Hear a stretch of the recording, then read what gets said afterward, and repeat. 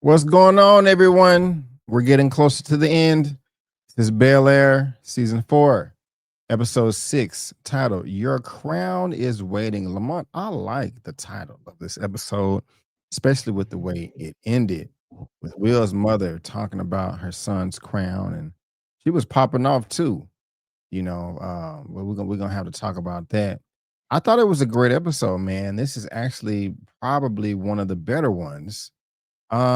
Hillary's back as well. Hillary is back, and so that's interesting.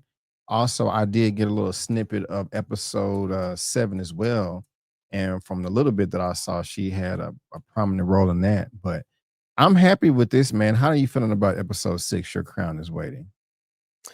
I loved it, man, and I love how they bring back the Easter eggs of people and scenes and dances and hand claps into this new era. They do it so well, and we'll talk about someone they brought back from the old show that even though she's a little chunky, she still looks good as hell. Oh my goodness, I can't believe you said that, but it's all good. We can talk about it when we get there.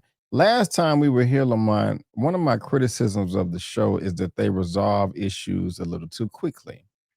And that's kind of how I felt at the very beginning of this episode. I'm like, wait a minute, Hillary, not Hillary, but Aunt Viv is all nice and taken care of now. She's in bed. I'm expecting that she was going to be in the hospital. There's going to be blood everywhere. I didn't think it was going to be a miscarriage because, baby Nikki did exist in the original show. But I thought she was going to be all up in the bed, freaking out, Phil. What are we going to do? They got us with the money laundering, and we're going down, and we're going to lose the house, and we're going to lose the baby, and we're going to lose this, we're going to lose that. But no, she's having a nice pillow time with her family. Now, everything that I'm talking about did come back around later on in the episode, which I was surprised. But I had to note that I was a little thrown off at the beginning, but I had to kind of eat some humble pie there. How are you feeling about that? Do you agree or disagree? Am I tripping or am I knocking out home runs? Um, you're not tripping.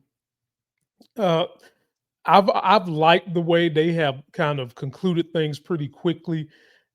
There is a tad smidgen of fast for me, but not too fast considering the way they have just written this show, the way they had things in the show that we didn't know would happen. I feel like they've done a good job with the pacing of the show. I've enjoyed it so far. And I'm not mad at the way they started this episode because I wanted to know what was going to happen with Vivian. I didn't want to wait a long time, and they gave us instant resolution. And she was more involved this particular episode, even though we was expecting her to be, like you said, in the hospital somewhere laid up, whatever. She was had a good role, man, and I enjoyed it. Right on, right on, right on. I enjoyed it too. I was just a little bamboozled, initially, but like I said, I had to, dial it back a little bit, backpedal, backpedal. Sometime in life, Lamont, when you're going through things, you just want somebody to talk to. You necessarily don't may not want advice, you just may need a venting corner. Like, hey, I have this going on in my life. I don't know if it's a fork in the road. I don't know if I should go left. I don't know if I should go right. I was excited about this, but maybe my expectations were too high. It's not panning out the way that I wanted it to. That's what Will is talking about to his mom. He's thankful for the scholarship, but I mean, he it's not what he want. It doesn't 100% fulfill his needs and desires and wants. You know, I think the mama was tripping, bro. Um, I think she got way too triggered, way too emotional. Nowhere in Will's dialogue did he say he doesn't want to go to school anymore. He just said that, he's just weighing his options. And she bit his head off. I'm done.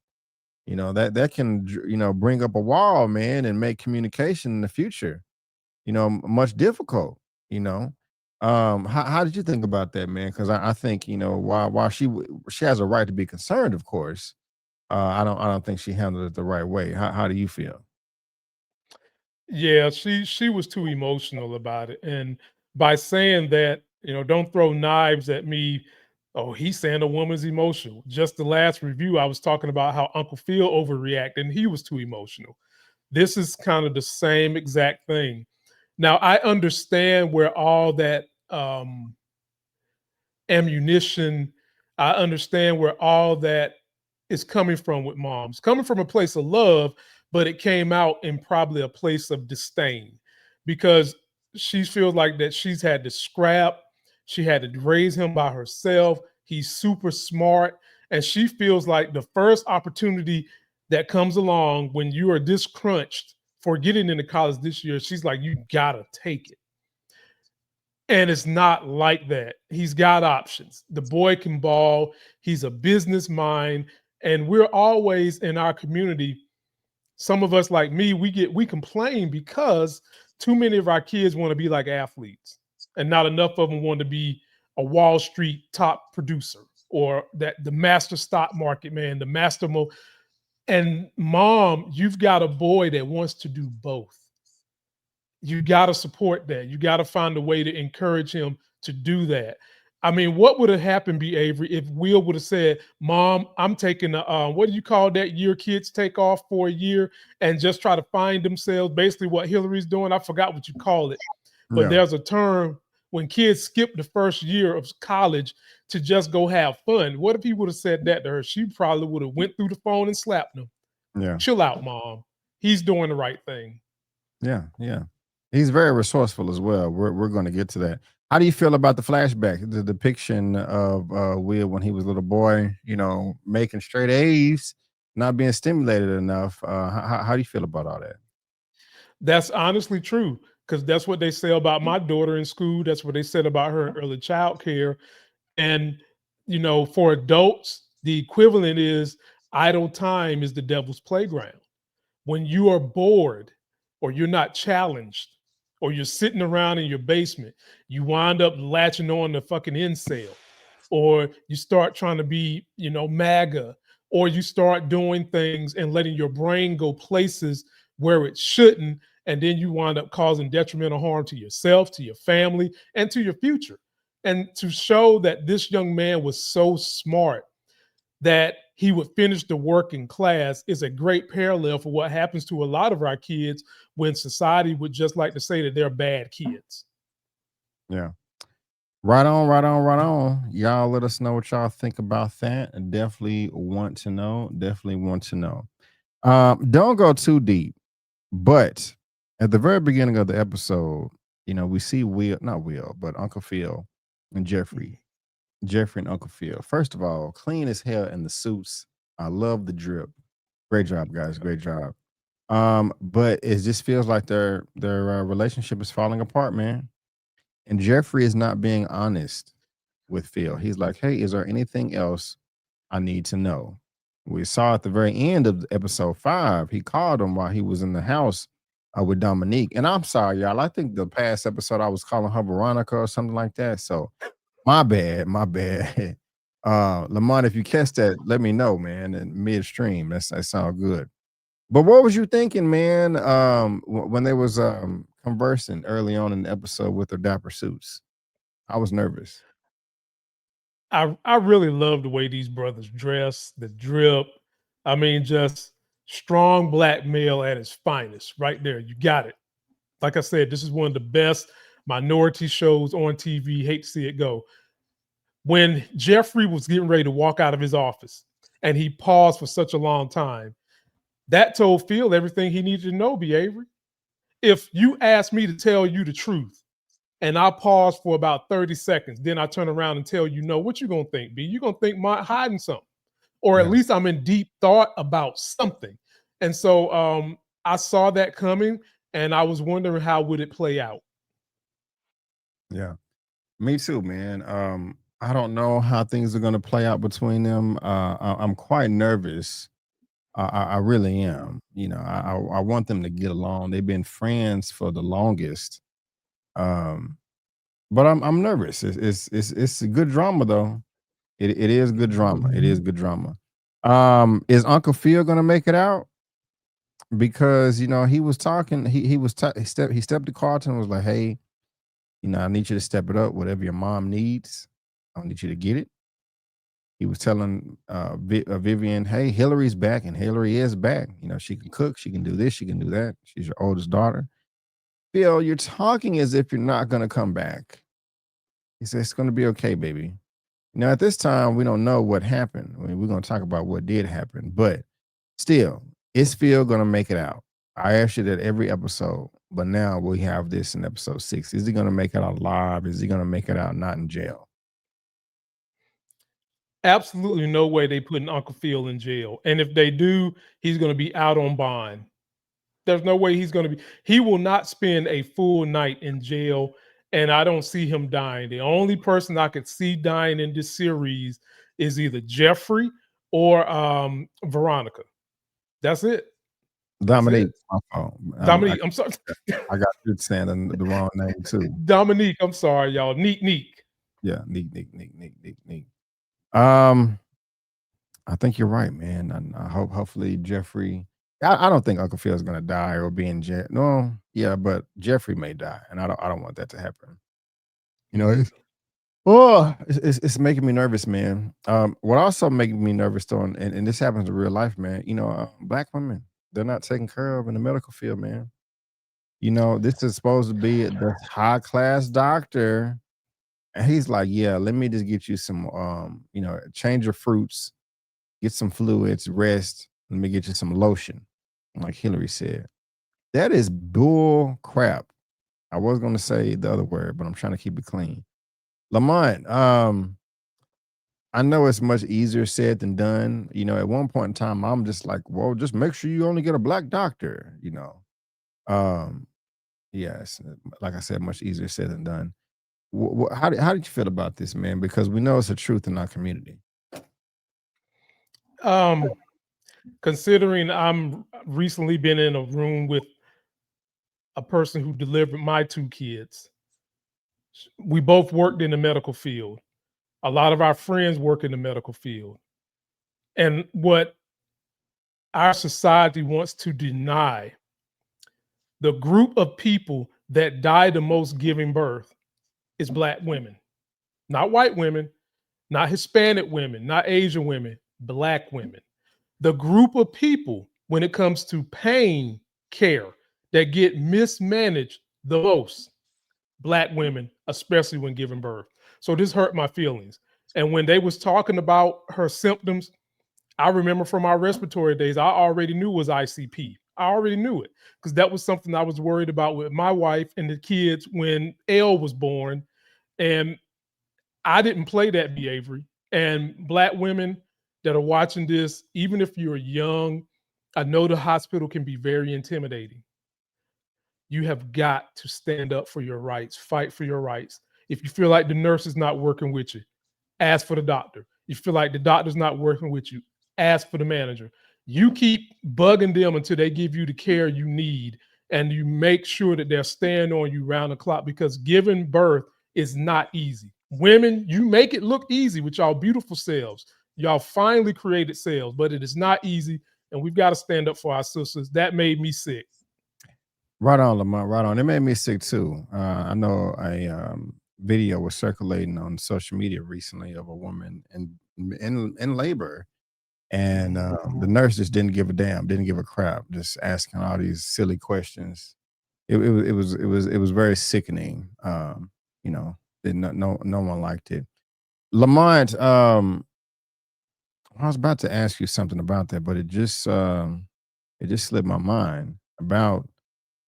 Oh, man, if maternity leave, women giving babies. Oh, I came back to me. Okay.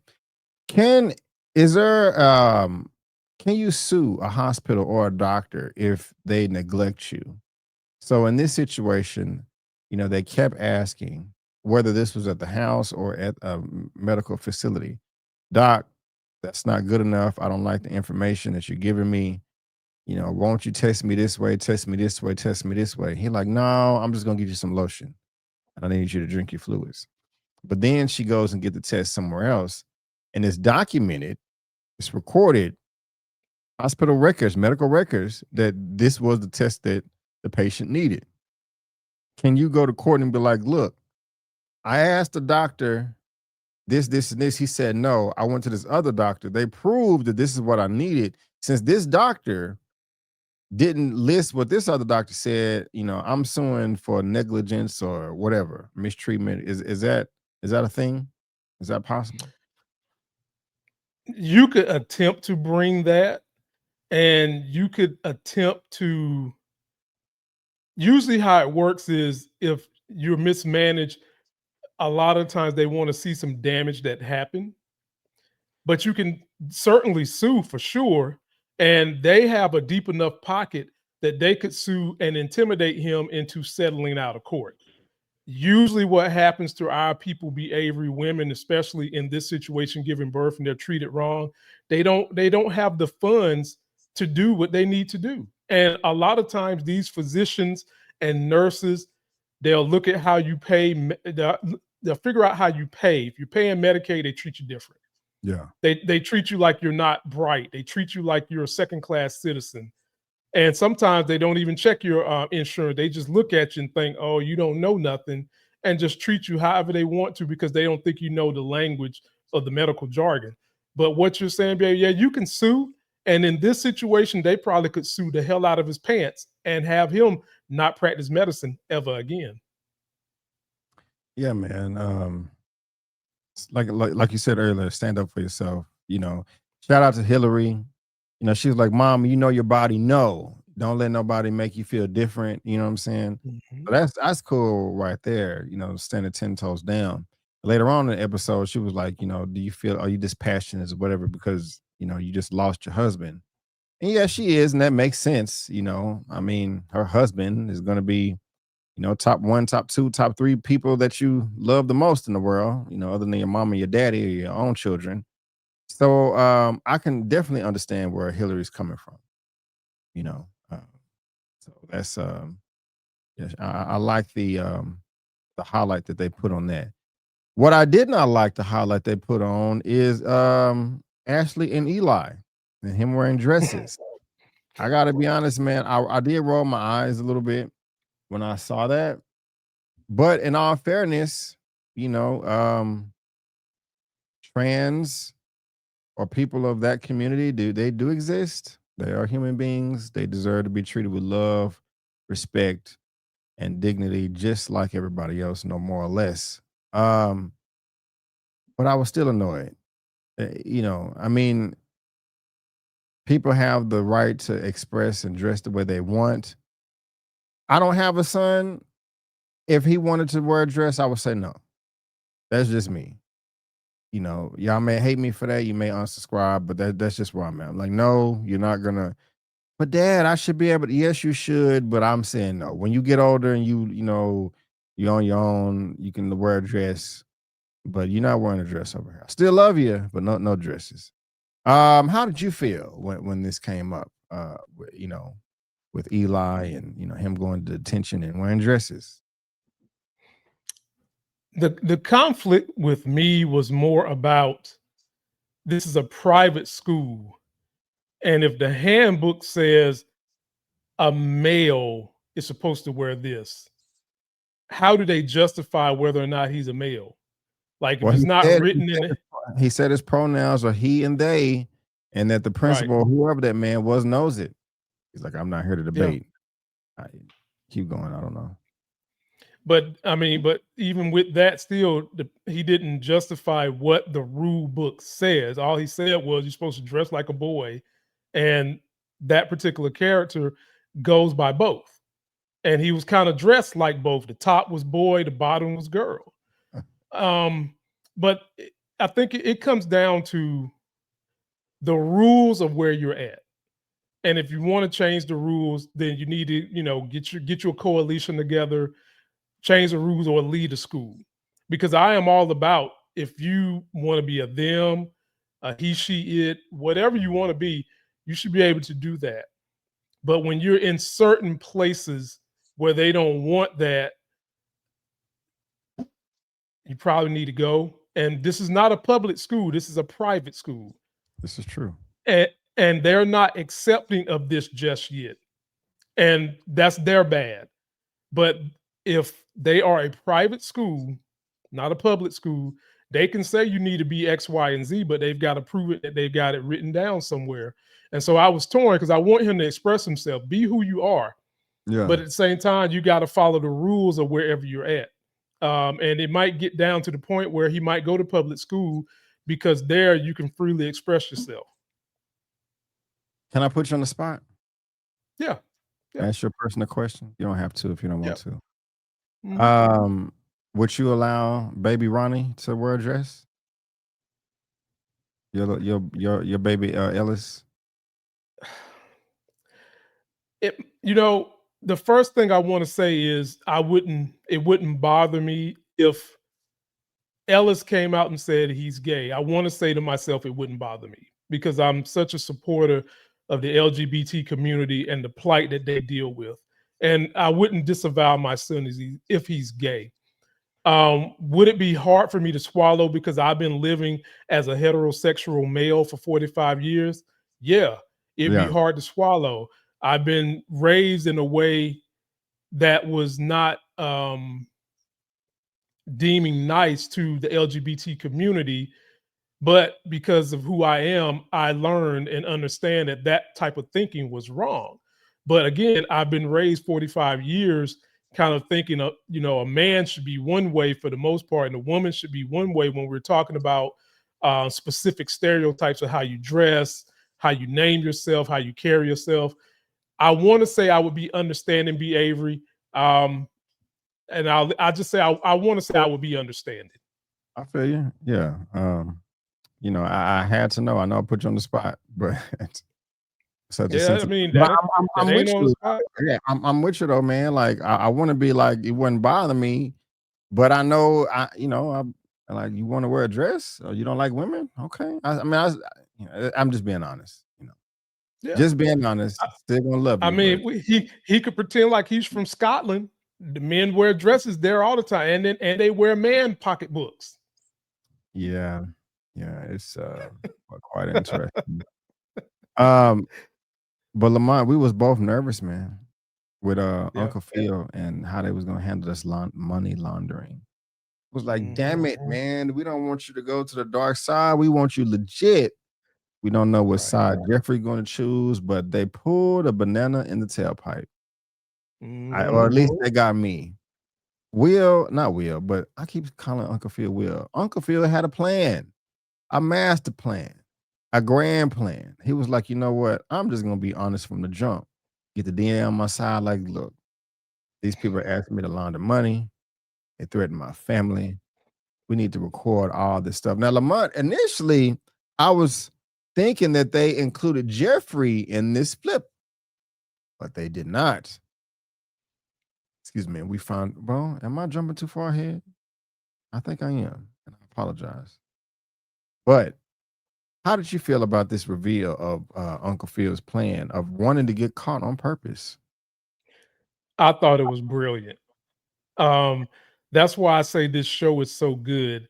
And to shout out to the writers, shout out to everybody on this show. You pick such a beautiful cast. You display the shades of us beautifully, and you show just how cunning and intelligent we can be.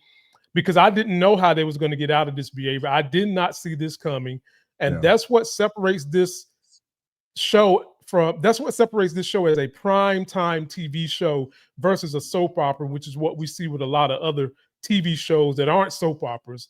This show is really good. That curveball was amazing. And I wanted to cheer, but I knew there were still some loopholes left. So I didn't get too happy, BA, because I still know that there was a mountain that needed to be climbed. Yeah, man. I was criticizing the show like, oh, they resolve things too easily. And I'm glad that they didn't. He told him everything. Hey, it looks like your lead checked out. He's all right. You can handle it from here. Oh, no, no, no. I need receipts. I need reports. I need documents. I need the data. I need to know this person, and who been making the deposits. I need to know that as well. If we're gonna get some concrete, I need a full confession. You ain't done yet. I need you to wear another wire, and feel like, oh no, what the crap is going on? So he is not out of the woods yet. Is he going to flip on Jeffrey as well and throw him under the bus, or just the organization ran by Dominique? This man is about to have another baby, B. Avery.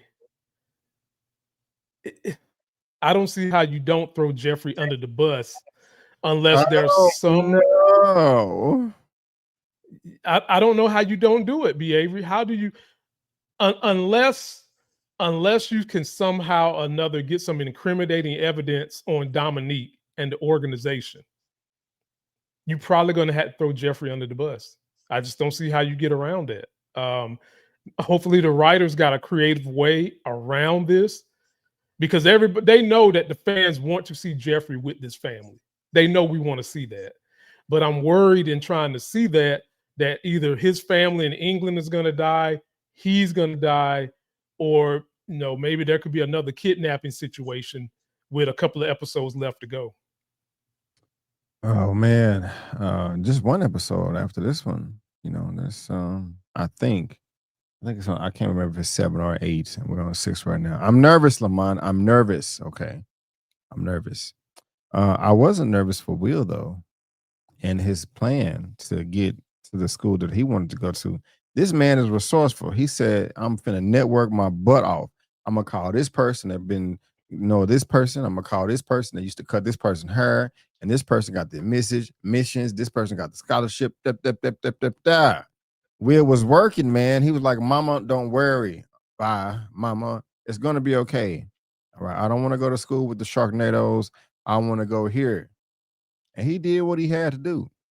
Called and left 10 voicemails, 10 emails on that one cat's box. I love the tenacity from Will, man. We need more, excuse me, I'm sorry. We need more like him. Have you ever, I'm pretty sure you've had to work that hard to, get something you wanted, right? How did you feel about Will and his hard work to go to the university he wants? I liked it. Like I said, I got a story for every situation in life with all the different things I've done. And I do like that Uncle Phil kind of reminded him and everybody else that if let's just say you don't have a lot of money, but you got a lot of connections, your networks become or equal to or can help build your net worth. You just got to figure out and shake it down the way Will did. He got a vision board, he connected the dots, and he made it happen, man. I appreciate that kind of creativity, that kind of tenacity to not give up. And I encourage people sometimes when you hit that first bump, don't quit. Like just fight through it. And sometimes you might have to fight through 3 or 4, but the more barriers you overcome, the closer you are to where you need to be.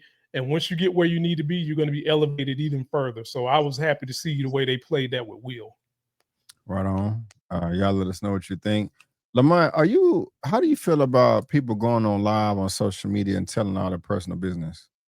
You think it's beneficial, constructive, or reason why I said it is Hillary went live with Ashley, let her know what was going on and all that. And it ended up working out in her favor, you know. But sometimes that can backfire and bite you in the butt. Where you get too much advice, you don't know what to do, and this person thinks they're expert, and this person thinks they're expert. Or then they take the information, exploit you, and make fun of you, and poke names and fun and all that. That's why your mama is it. It can go either way. How do you feel about that? Because I was on the fence when I saw it. To be honest with You have to be very judicious if you're going to do it. You've got to make sure nobody else is going to be involved. You kind of got to be a one-man ship because for as much people that are going to like you, you're probably going to have just as many that don't like you for no obvious reason other than they just don't like you going live and your success that they probably think you have. And you just got to be prepared for what comes with going live, airing your business out there. There might be people that want to get that business and use it against you. You got to be prepared for that. And so, you know, could be one of those do I have a right to do it? You can do it, but you also got to deal with the consequences. And I think that's how it goes. You can do what you want, but there are going to be consequences that are associated with it, and you just got to be prepared for it. you. Yeah, definitely have to be prepared for the consequences. You definitely Don't know what's going to happen. And also, we was talking about your network with Will. I just want to go back real quick. It just pays to be nice to people, just to see how they say hey and see how they doing, and treat people with dignity or respect, no matter who they are, because it paid off. With Mhm. with Will trying to talk to the admissions guy, the janitor, I was like, "Oh no, everybody just walks by me as if I don't exist." But Will actually says hello, asks how I'm doing, asks how my husband's doing. You need to hear this boy out, and then open up doors for him. So that's just a lesson right there, guys. It shows what can happen when you are nice to people. You may not be rewarded right then and there, but 20 years down the line, you may. And I'm not saying just do the right thing, so you can get something in return. Just do the right. There's a benefit to it. Just do it because it's the right thing to do. Now, Lamont, I was not jumping too far ahead. Jeffrey and Uncle Phil was sparring, man, and the truth came out. You know, whose side are you on? Jeffrey, Uncle Phil, Uncle Phil, or Jeffrey?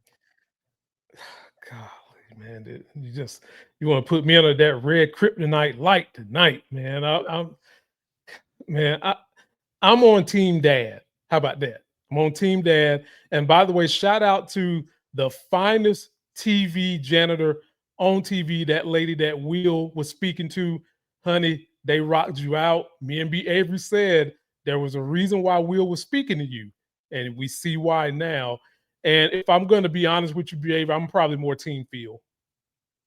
Yeah, I give you that, man. I give you that.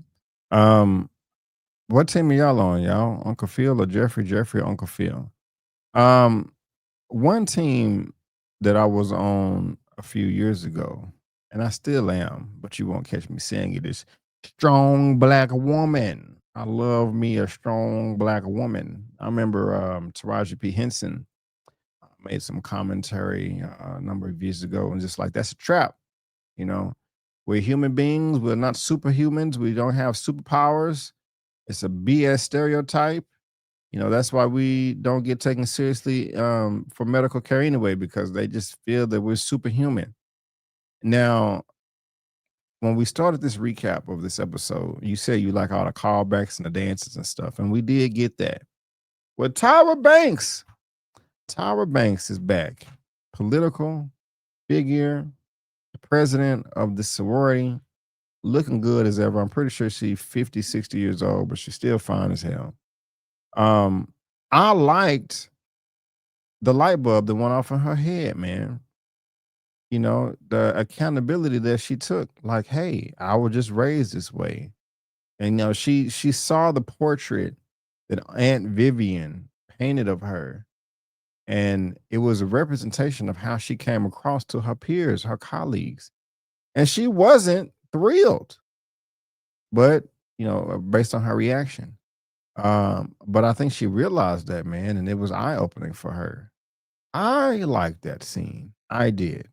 It wasn't going anywhere for me at first, but towards the end, it was a nice little pop, nice inclusion of this episode on how black women are taught to be strong and not to relax. And it's just very important that we're all aware of that in the community. How you feeling about all that? Love that whole entire scene, man. I love the callback to the original Jackie being Tyra Banks. Tyra, you looked amazing, America's Next Top Model, and I like you with that weight, by the way. Love it Mhm, on mhm. you. I like how they did the handshake that her and Will used to do when they was in college from the original show, and that portrait behavior. I thought that portrait was fantastic, Bruh, yeah, and and I think that we all need. Michael Jackson made the song "Man in the Mirror" or "Woman in the Mirror," and each and every day you need to look in the mirror and think about the totality of what you see in that mirror. Because one thing that gets on my nerves is some people that'll get up here, watch me and you, and say, "Why are we bringing up race?" And my retort to them is, "Why don't you get up, go look in the mirror and ask yourself, why would he bring up race? And which one is the problem? Is it me or the person you looking at? It's the person you looking at, because you don't want race to be in the conversation because you know it is a problem. And what Vivian did with that painting, she forced her to address an issue that was within her that need to be highlighted. And I loved how she did it. Painting was beautiful. Tyra was beautiful, timeless classic beauty. All those women in that scene were amazing. And I love the way they came together at the very end and took that selfie. Mm, me too. Me too. I also love the maturity level that Will and Carlton reached in this episode too, of making decisions on their own, and not Mm. being impulsive and just going after it, man. I thought that was fantastic. Carlton's arc was a little bit better for me. Just him talking to his dad, saying, how he let too many white boys say the N word for too long, and Phil consoling him and talking about his upbringing, and how he tried to push him, but it pushed a little too hard. I think it's nice when a father or mother, parent, legal guardian can be like, "Hey, this was my mindset. This is what I was trying to do. I did my best." It's respectable. As in my opinion, as parents, you don't have to be perfect, but it's better to be present than perfect. Um, had the flashbacks of them as a child too, man. What did you think about all that? Will and Carlton growing up and also making their own decisions, for their life ahead. It just it makes me think about my own mortality because I've got two young children. And to see the way Uncle Phil treats Will and Carlton just kind of makes me, envision the way I want to be there for my son. And I mean, and I'm not saying I'm not going to be there for my daughter, but now that I have a son, there's this love between me and him. I would say I want you guys to think about a moment in this show where Will and Uncle Phil was so close in each other's face, it almost like they were going to kiss. Me personally, I never get in no man's face like that ever. But my son, I'm in his face that close every single day. And there's just this different level of feel, of trust, of love. And I understand exactly what Uncle Phil meant when he was talking to Carlton about his hopes and dreams and aspirations. And I enjoyed seeing how both of these young men came up in maturity. Carlton just facing up to talk to his dad, and Will just not only talking to Uncle Phil, but having to put a plan together and be creative. It highlighted the strengths of both of these kids, and I enjoyed all that. All right, on, right on. Well said, Lamont. Well said. What are your final thoughts, sir? And do you have any predictions for this next and final episode? I believe. I think it's 8 episodes, if I'm not mistaken. And even with that, I'm worried about Jeffrey. Mm-hmm. I'm I'm not worried about the antagonist. What is her name again? Not Dominique. Veronica, Dominique. I'm not worried, but I think she's going to be some kind of collateral damage, if not her, Jeffrey. I'm worried about Jeffrey's sons. I mean, his kids and his family. Those are the only problems I have. Now that Hillary is back, I think they are going to let her and Jazz get together somehow, some way. She's got to make amends for she was very emotional on Jazz, and you can kind of understand early on why she would be because her husband just died, but she did take it a little too far. So I think they're going to fix that art and let them get back together somehow, some way. Okay. Right on, man. Right on. Well, ladies and gentlemen. Oh, and by the way, Tyra Banks is 52 years old. He was born in Wow. yeah, so she's Wow. but ladies and gentlemen, boys and girls, thank you so much for tuning in to our Bel-Air season 4, episode 6 recap review titled Your Crown is Waiting. We will be here same time, same place for the next episode titled episode number 4.7. I don't know the title of it yet, but if you're watching this on my channel, please subscribe to Lamont's channel. And if you're watching this on Lamont's channel, please subscribe to my channel. Links to all of that is in the description box below. Watch all of my videos 30 times each. That would help me out a lot. But guys, we just want to thank you again so much for tuning in. And before you go, don't forget that I'm B. Avery. That's Lamont, and that's just our opinion. Peace out, and we'll see you